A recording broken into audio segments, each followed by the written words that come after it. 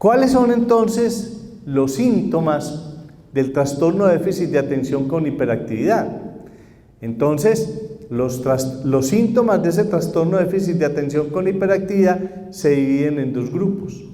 Por una parte, están lo que tiene que ver con el déficit de atención, Y ese déficit de atención entonces se manifiesta por los síntomas que van a leer ahí en las pantallas. Sigamos.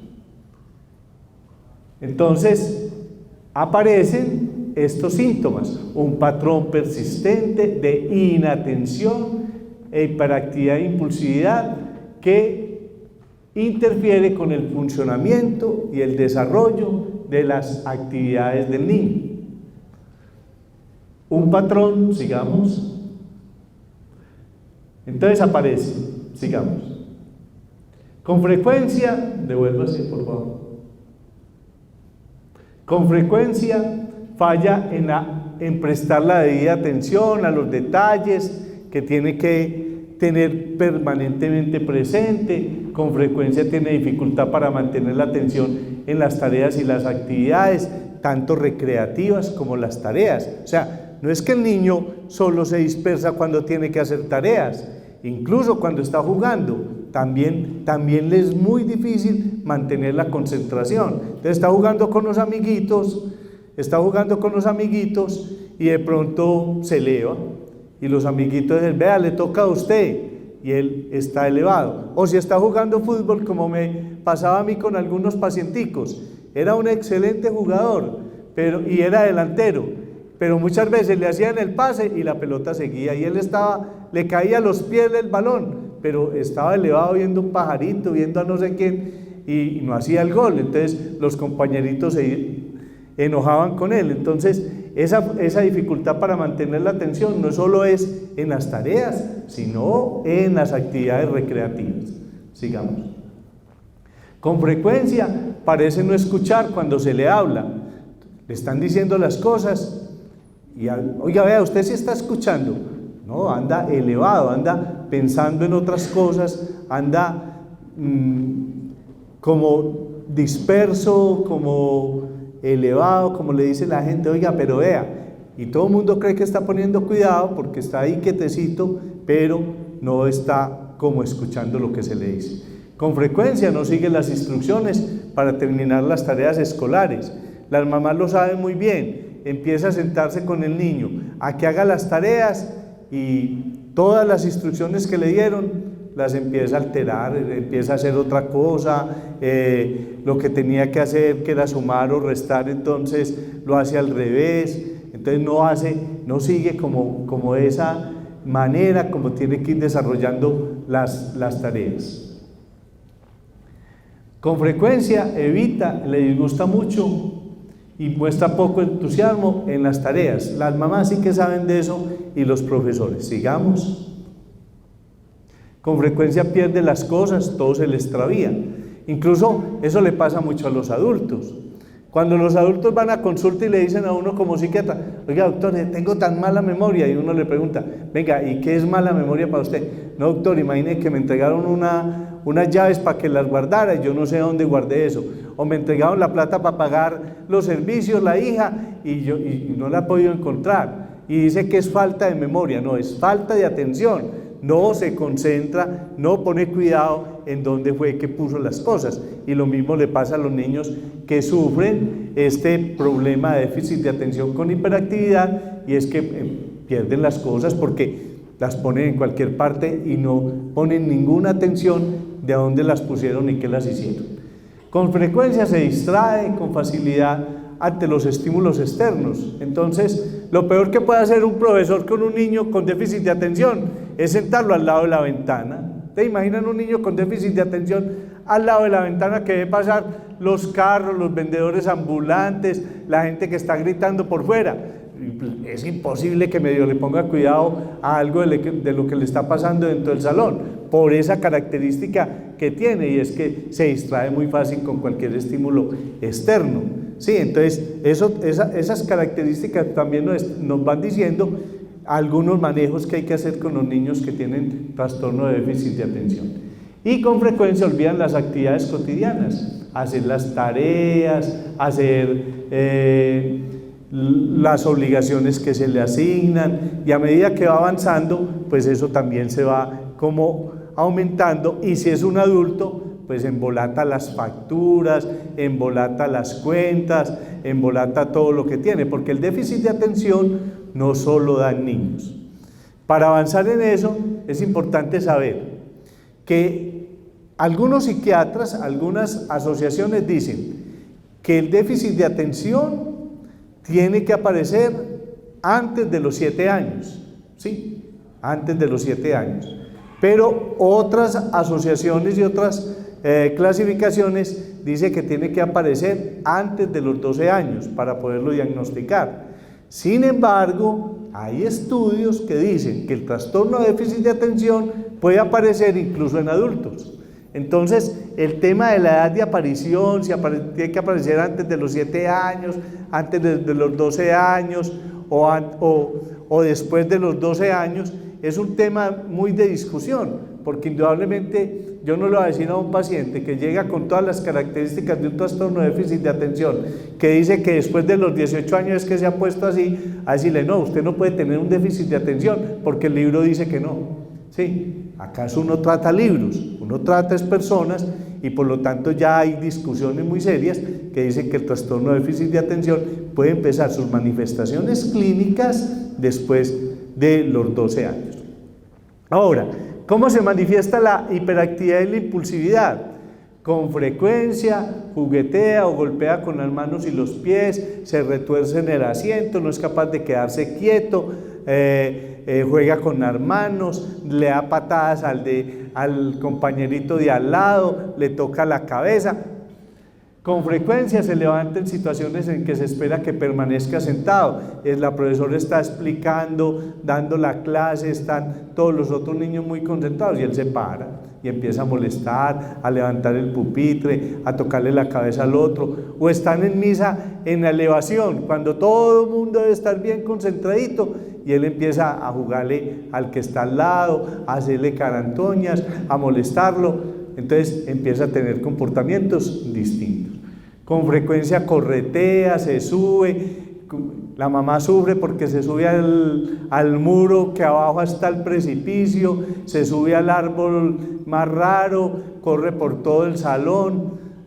Una vez en una casa había una visita con un niño que tenía un déficit de atención y al frente había un ventanal y estaban en un 22º piso y el muchachito brincaba de un mueble a otro, hasta que la señora, pues con miedo de que el muchachito no que le quebrara el vidrio y no que fuera a caer por ahí, le dijo a la señora, pero vea, cuidado con el niño. No, tranquila, él se comporta siempre así en todas las casas, y no le ponía ninguna norma, pero es la característica de su hiperactividad.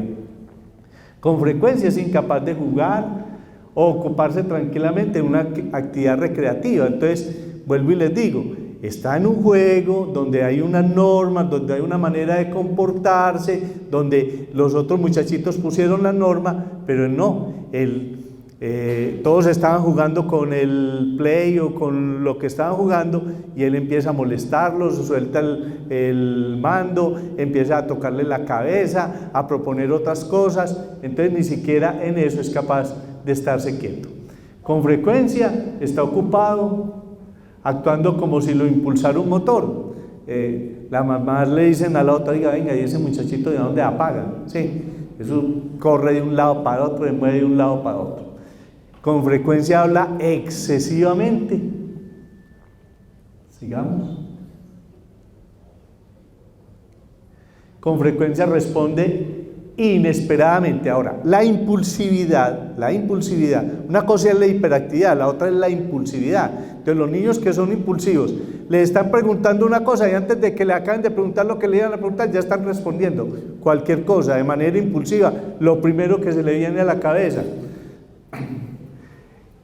No es capaz de esperar el turno. Hagan la fila que les van a dar el almuerzo. y él está estrujando a los demás porque quedó de último. No, él tiene que estar de primero, él no es capaz de quedarse en el puesto que a él le toca, él impulsivamente va y estruja y se mete de primero, no respeta el turno de los demás. Eso es la impulsividad.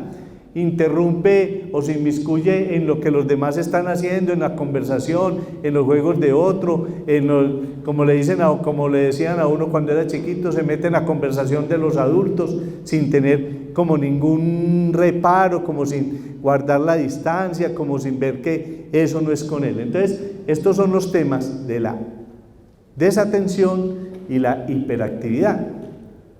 Entonces, mire que ustedes han conocido a muchos niños, a muchas niñas, a muchos adolescentes e incluso adultos que tienen muchos de esos elementos que les estamos mostrando ahí de inatención e hiperactividad.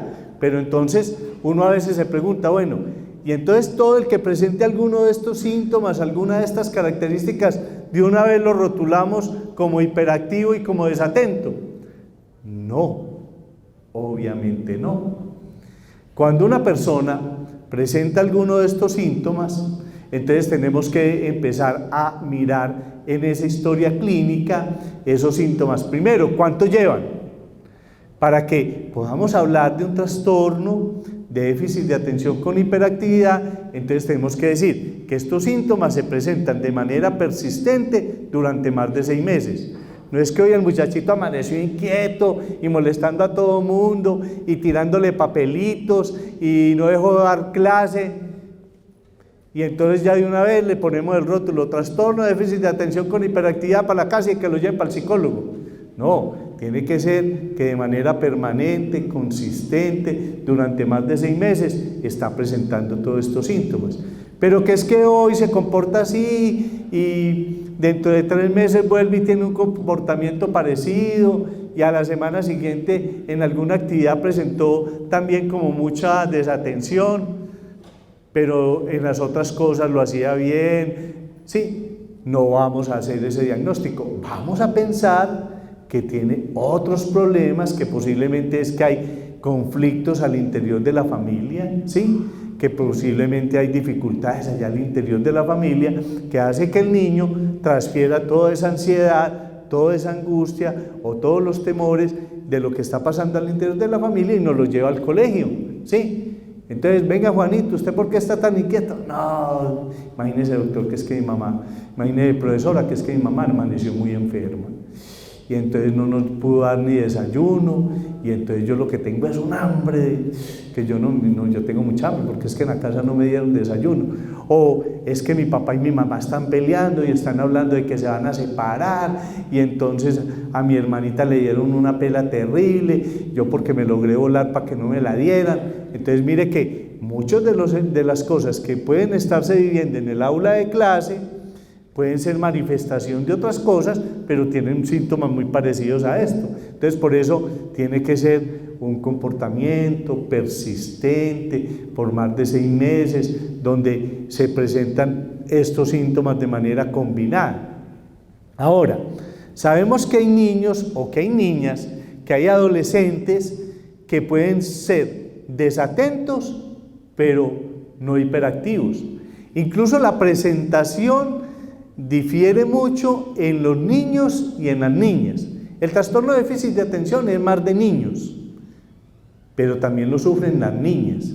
Pero cuando vamos a mirar cuáles son las características que se dan en los niños y en las niñas, encontramos que cuando el trastorno de déficit de atención se da en los niños, el 85% de ellos, el 85% de los niños presentan el trastorno de déficit de atención combinado con la hiperactividad, o sea, son desatentos e hiperactivos e impulsivos, los niños. Mientras que las niñas, cuando son las niñas las que presentan el trastorno de déficit de atención, el 60% de ellas son desatentas e hiperactivas. O sea, hay una gran diferencia. El 85% de los niños tienen déficit de atención con hiperactividad, los dos junticas, mientras que solo el 60% de las niñas presentan el trastorno de déficit de atención con hiperactividad juntos. Hay una diferencia de un 25%. Mientras que en el trastorno de déficit de atención, solo de déficit de atención, sin hiperactividad, el 30% de las niñas o hasta el 35% de las niñas son desatentas y no hiperactivas. Y solo el 5% de ellas son hiperactivas sin ser tan desatentas. Mientras que los niños, el 16% o el 14% son desatentos y solo muy poquito, un 3%, son solo hiperactivos sin ser desatentos. Entonces los niños son más hiperactivos y desatentos a la vez. Las niñas, siendo también más hiperactivas y desatentas a la vez, un porcentaje muy alto es solo desatentas. Entonces, esto juega en contra de las niñas. Uno diría, bueno, pero si las niñas solo son desatentas y no tan hiperactivas, entonces a ellas les va mejor en la vida, ¿no es cierto? Porque les va mejor en la vida. Resulta que no. ¿Sabe por qué no le va mejor en la vida a las niñas que tienen trastorno de déficit de atención con hiperactividad? Por una razón muy sencilla. Porque como son tan calmaditas y no son impulsivas, ni molestonas, ni se paran, ni le tocan la cabeza a la gente, ni se meten debajo, ni se suben a los árboles, entonces la gente a veces no se da cuenta que es que tienen el trastorno. Entonces se demoran para hacerles el diagnóstico. Y como se demoran para hacerles el diagnóstico, se demoran para iniciarles el tratamiento. Entonces, muchas de estas niñas que son pasivas, que lo que tienen es desatención, entonces la desatención hace que estén como elevaditas, ¿no? Como oídas, como que les hablan y no ponen cuidado, como que en el salón de clase la profesora, como decía mi mamá, se desgañotaba hablando y ellas no le paraban atención, entonces empiezan a posar más y la gente cree que son problemas cognitivos, problemas de aprendizaje, ¿sí? Como diría alguien por ahí, como que, pues, esta no aprende. Resulta que es que para uno aprender tiene que poner atención. Si uno no pone atención, no memoriza. Si uno no memoriza, no aprende. Entonces, las niñas con trastorno de déficit de atención, que son más desatentas que hiperactivas, entonces pasan más desapercibidas, pierden más años, se demoran más para hacerles el diagnóstico y por lo tanto más tiempo para iniciar el tratamiento. Y confunden a veces los especialistas, psicólogos, los psiquiatras y los neurólogos, confunden la enfermedad y la diagnostican de otra manera. Ahora les voy a decir de qué otras maneras las pueden diagnosticar.